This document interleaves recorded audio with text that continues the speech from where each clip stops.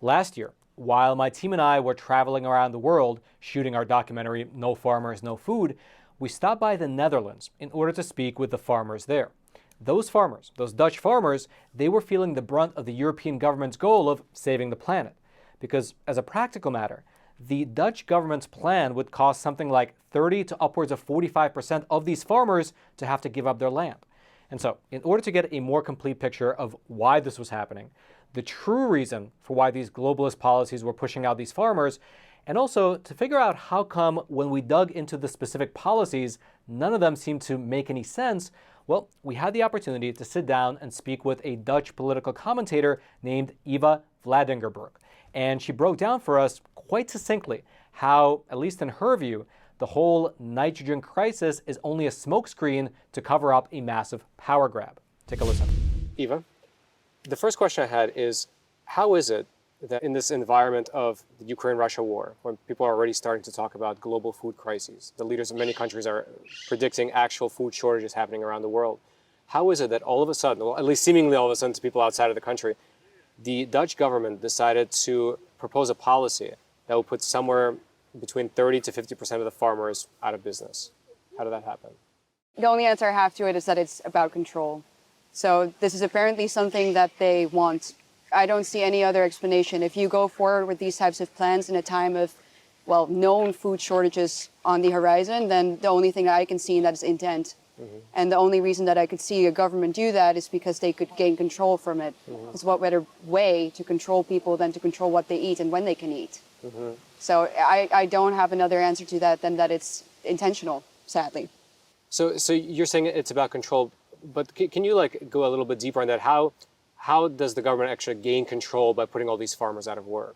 So obviously there's an agenda against meat in general. It's cattle farm that they're trying to come after, and there is a global agenda pushing for us to eat insects, but also eating fake meat produced by people like Bill Gates, for example. There are some ties also with Bill Gates and the Dutch government that are, I think, very interesting to mention. If you decide what people eat, and if there are food shortages, for example, what could happen is that they introduce some sort of food stamp system. That's thinkable. That would obviously be a digital one. Wouldn't be like back in the World War where you would get paper ones. They would say, no, we're going to use a digital system for it this time because that would prevent it from being fraudulent. People can't have each other's or steal each other's stamps. It would be personally related to your ID, so it would all tie together with the digital identity that they are setting up right now. Because all of this comes from institutions that are trying to push for that type of digital global identity anyway. So that's, for example, a way that I could see that this would happen. They could do that with food stamps, but they could do it, for example, with energy as well. So obviously we're also having an energy crisis, and they would use terms as equal distribution of wealth, equal distribution of energy, equal distribution of foods. So those are things that you could do as a government to control your people once food scarcity hits. And well, I don't know how bad it's going to get, but it's definitely something that apparently they don't mind, at least, happening. So I spoke to a lot of farmers, and maybe half a dozen of them explained to me this technology that they could implement on their farms to sort of separate the cow poop from the cow urine, which would solve the quote-unquote nitrogen problem. However, they told me that the government is not even having any kind of talks about them regarding this new technology. The only sort of direction of the conversation is to take their land and to get them out of business and to have them sell the land to the government. What do you make of that? Do you think that sort of signifies that this nitrogen issue is only on the surface and there's something else going on behind the scenes? It's a pretext, of course. Yeah, I've always said that the nitrogen crisis is, first of all, a made-up crisis. It's manufactured in order for them to seize the land. So they've been doing this for a long time. This is not the first time that they've come after the Dutch farmers. They've done it already in 2019, and it always goes in small steps. So they start with saying, you need reform. Then they came with the first plan, of course, before the summer. Then they stalled it again. Now there's a new plan where they say we're going to get the peak polluters first. So that would mean that 600 of those farmers will go out of business within the next year. And the only solution that is ever being proposed is forced expropriation. So it is the government that will take hold of their land. There's no other. It's not like, oh, you have to stop producing or you sell your land on the market. No, it's the government that will take the land. So that is the ultimate goal. And there are multiple reasons for why they want the land, of course, but the fact that there is no freedom in that shows you that the government so desperately wants to get their land. And the nitrogen crisis is just something that they're using, I think, because people, you know, are susceptible to the idea that there is some sort of crisis that they need to do something for in sort of the benefit of the greater good. Yeah. Like with COVID, you know, a crisis that then they present a solution for, and the solution is always ordinary people, or in this case, farmers, who are going to have to give up their rights and their property. It's the same tactic every single time. What do you think some of the reasons are for the government trying to take the land from the farmers? So there are multiple. I think that, first of all, you know, there is definitely, this is part of a sort of great reset idea, the 2030 Sustainable Development Goals. Farmers are independent people. They produce food. Like I said, there is a correlation between food and control. So if you have a large group of people that is basically relatively independent of the government, then those people are not very easy to control. They produce the food supply.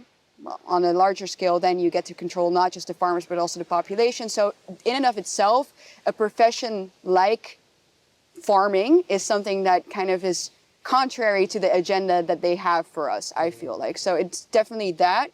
And then there is the fact that we have a housing crisis in the Netherlands. As you know, this is a very tiny country. We have a lot of people, and we have a growing population because of immigration. And we need places to house those immigrants. And I think that that's partly why the government wants that land. They need houses, and they need to build houses, which is funny because apparently building houses is also what emits nitrogen. But that's not the people they're coming after. They're coming specifically after the farmers because they want the land. So that's one question I had. So they're going to take the land from these farmers because, at least the surface reason, is that because they're too close to the nature preserves, these nature areas that they want to preserve and have certain types of plants thrive, and too much nitrogen will hurt those plants. But then you're saying that the end goal is to then build housing units on that land. That won't hurt the nature preserves?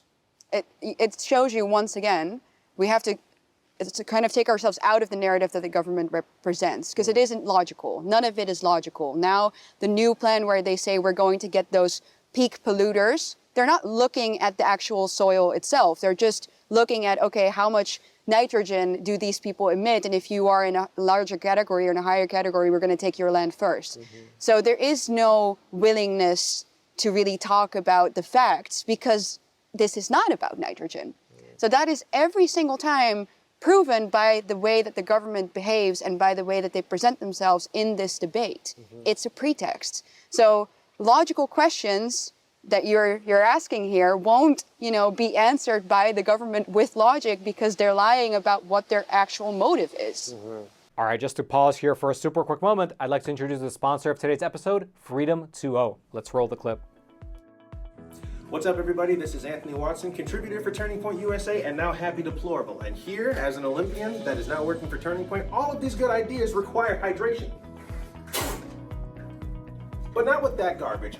I'm talking about this, Freedom 2.0, the new water and new sponsor of Turning Point USA that not only allows you to exercise creativity, but have good hydration in the process. What's up, ladies? Hey! Now, with everybody else that is not only protecting freedom of speech, you can actually do it in everything that you drink right now. So it's not just a creative concept, it's also something that you can drink and taste. So get yours at freedom20.com.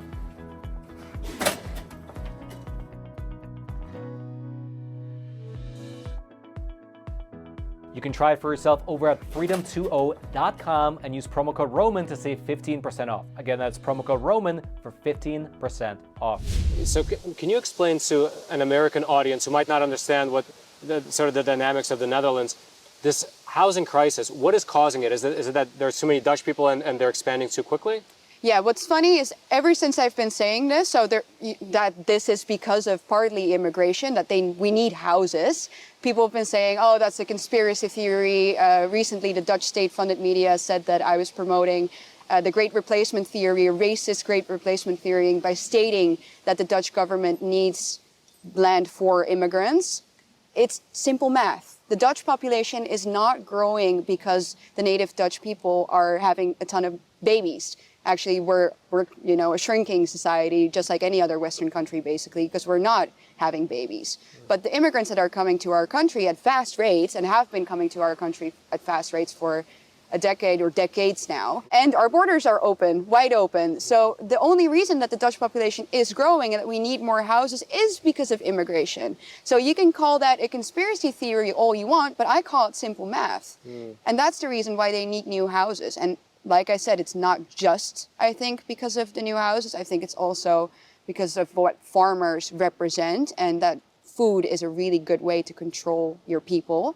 So it is. I think there are multiple motives for our government to seize the land. Is there any talk within Parliament that you know of? I'm sure you follow it very closely, and you used to be there yourself.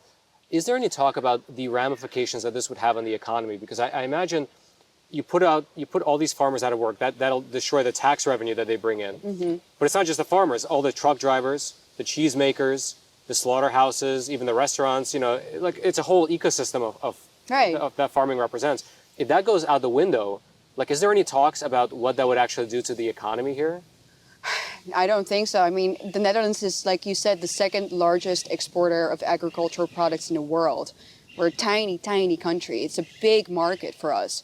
But I don't think that that's something that they care about all that much. And that is reflected in basically all of the policies that our government has. They're spending 60 billion euros on the climate transition. They're spending 70 billion euros every year on immigration. If it was about protecting our economy, they would be basically doing the opposite of what they are doing right now. So I think if there's anything that our government is basically wants is to have our economy destroyed. It's what they did with the lockdowns as well. And printing money into oblivion definitely hasn't helped. Our inflation numbers are at the highest they've been since the World War. 17.5%, I think now. So even from a practical perspective, I can imagine like if you do that, that'll create a massive amount of social unrest.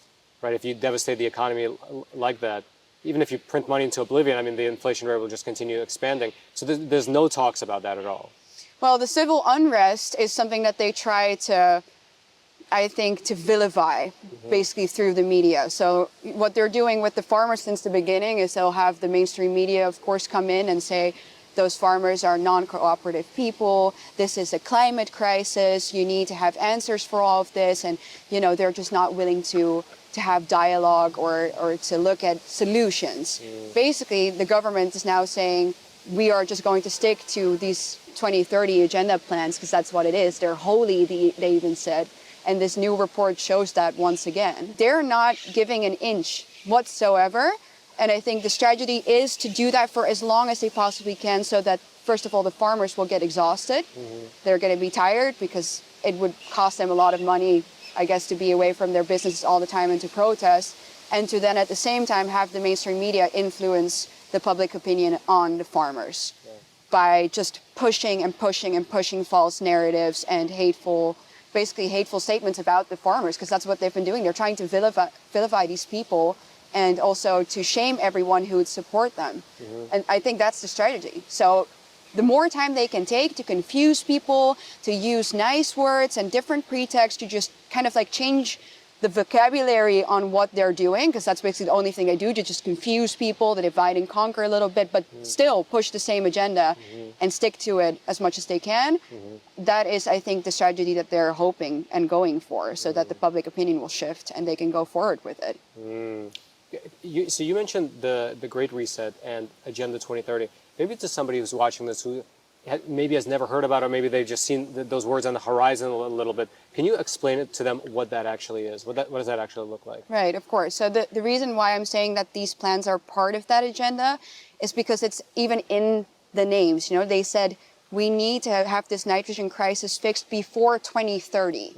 There's a reason for that, and that is that the 2030 Sustainable Development Goals that are part of the United Nations agenda, that is again connected to the standards set by the World Economic Forum, and Klaus Schwab, sort of the mastermind of that organization, has an idea for our world that he's very open about, called the Great Reset. He said that COVID was a perfect means to an end in that sense, of basically changing the way that our lives look and the way that our economy and our world functions. So small to medium businesses will be gone, will be out. Everything will be mass produced on a global scale, basically working towards global governance and having, like I said, a very strong subgroup in society that is independent, that provides food for people locally through, well, for example, the cattle farms and by agriculture.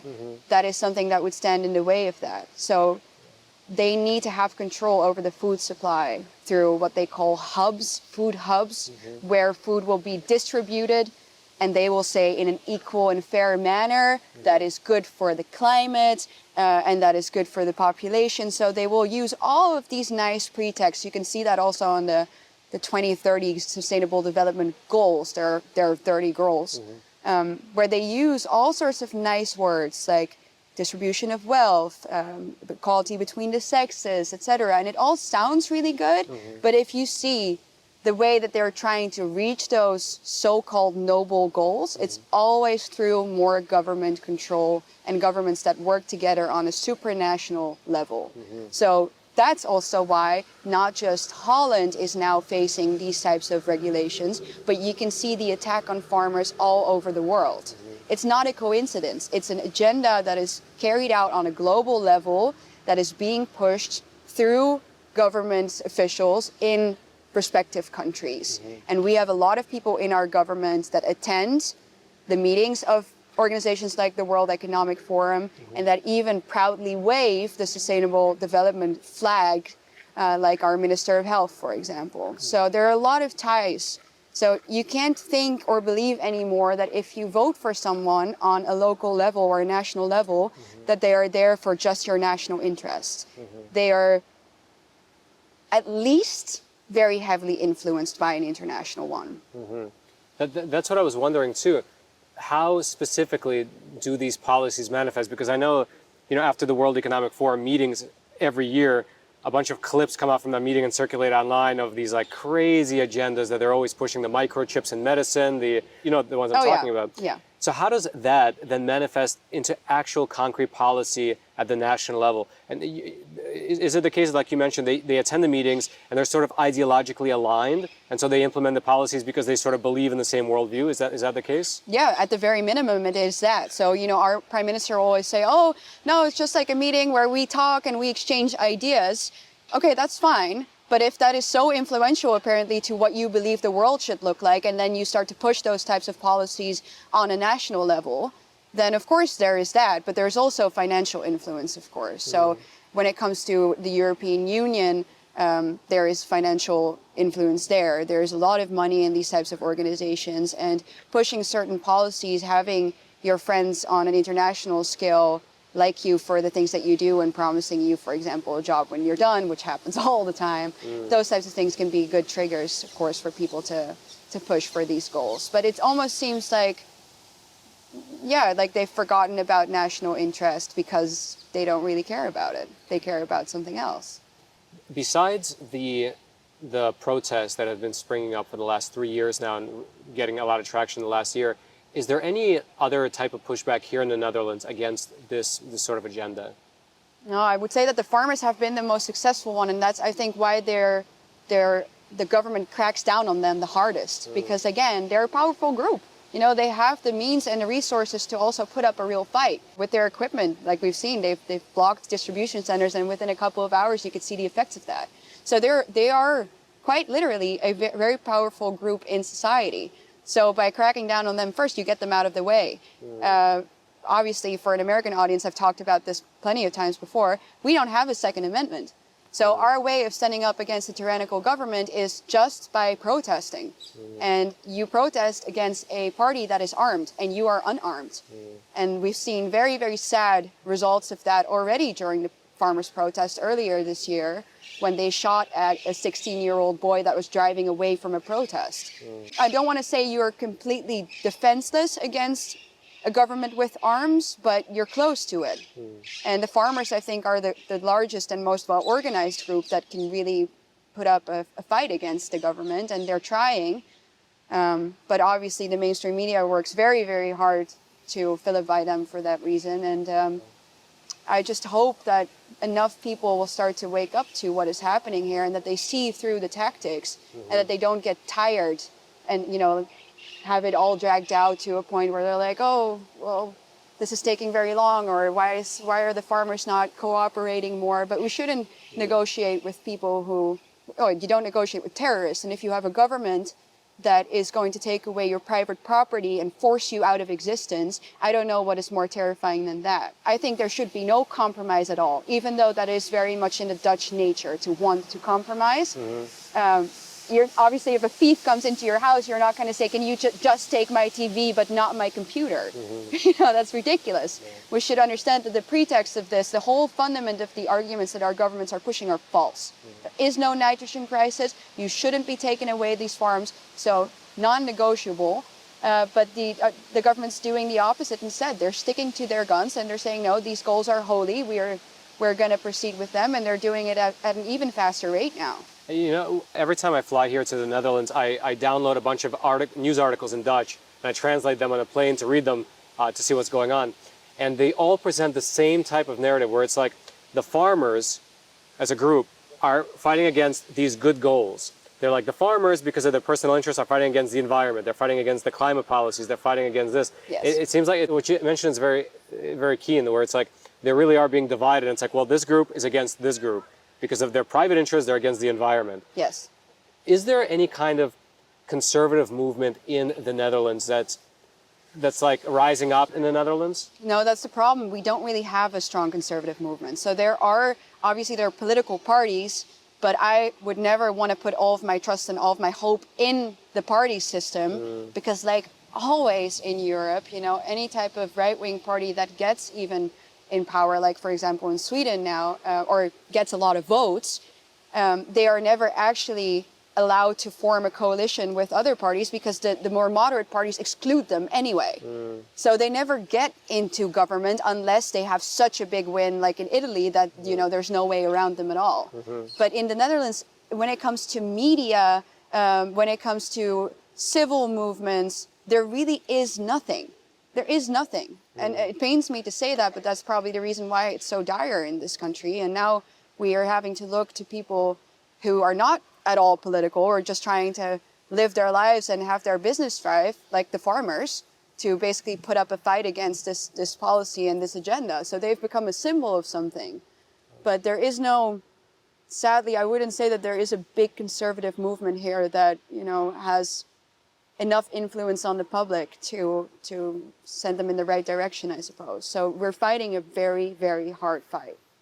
So I guess my last question would be, do you have any hope that what the farmers are doing with their protests, and maybe there'll be more protests in the very near future after what happened today with the Remkes meeting, is that going to have an effect? Or is it going to be the case that these policies will go into effect, the price of food will rise, the amount of food will go down, the price of probably everything will rise, right? Because you have less exports, you have less, foreign reserve currency cash that you can buy more things. So obviously everything will go high. You'll have a huge unemployment issue because that whole ecosystem is going out of business. And only then will the policy begin to shift and maybe even reverse course. What do you think will happen, the first or the second? It depends how long they're going to be able to drag this out. So the government, by always using the nice pretext, saying that it's necessary because of crisis X that they've now come up with. Are people going to continue to buy that? Are they going to say, okay, yeah, this is not, something that is created, but this is something that is necessary and we need to do the right thing? And are they going to continue to be influenced by the mainstream media that is going to push that agenda and is going to vilify anybody who stands up against it? It could be. It could be, because they're working hard on it. Just today I saw another article come out of a manifesto of 80 celebrities in the Netherlands that took a stance for National Animals Day, which was yesterday, against the bio industry, the meat industry, because of the treatment of animals and how bad that is, and then obviously those types of things, I wouldn't even be surprised if that is again state funded, if there is some sort of government campaign behind that. They are banning meat advertisements in certain cities now, so it all works in tandem. It all works together. And the more they are going to be able to stall this and do a sort of boil the frog strategy, which I think is their strategy, probably the more people are going to be afraid to support the farmers and the longer it takes. And, they're going to present the farmers as the ones that are, again, not cooperative, who just want what they want. Because a lot of people still don't see that the agenda behind this is completely fraudulent. So if you really believe, like a lot of people sadly do, because that's the only thing they ever are told, that there is a climate crisis that needs to be solved by these things, then of course you're going to think, oh, maybe that should happen. And yeah, we can all eat a little bit less meat, that's not so bad. And everything else is just a horrible conspiracy theory spread by white supremacists like myself, because that is what the media tells them. And they don't come to think, hey, what would I do if the government would come into my house and would say, I'm going to take this house from you and you have no say in it? They don't seem to realize that that is quite literally what is happening to the farmers, and that will have terrible effects. So I don't know if they're going to be successful at basically getting that message into the Dutch population's head and keeping it there, or whether enough people are going to wake up. What's also a possibility, of course, and that's, I think, one that they're aiming for, by creating, first of all, a fake crisis like the nitrogen one, but also crises that come from that, like poverty, like food shortages and economic faults and falls. You're going to have a lot of people in a very bad situation. This winter, the energy prices already are so incredibly high. A lot of people are going to quite literally be in the dark, be cold this winter. So if you have a population that is desperate enough, are they going to turn to the states, the ones who have done all of this, who are responsible for these crises, and ask them for help? Or are they going to wake up and see that the state did this to them? I don't know. I obviously hope it's the latter, and I'll be trying my hardest to make people see that all of this should and could have been avoided, but I'm not sure that it will be successful enough, because the machine that we're fighting against is a very strong and a very powerful one. Well, Eva, thank you so much. Thank you. Yeah.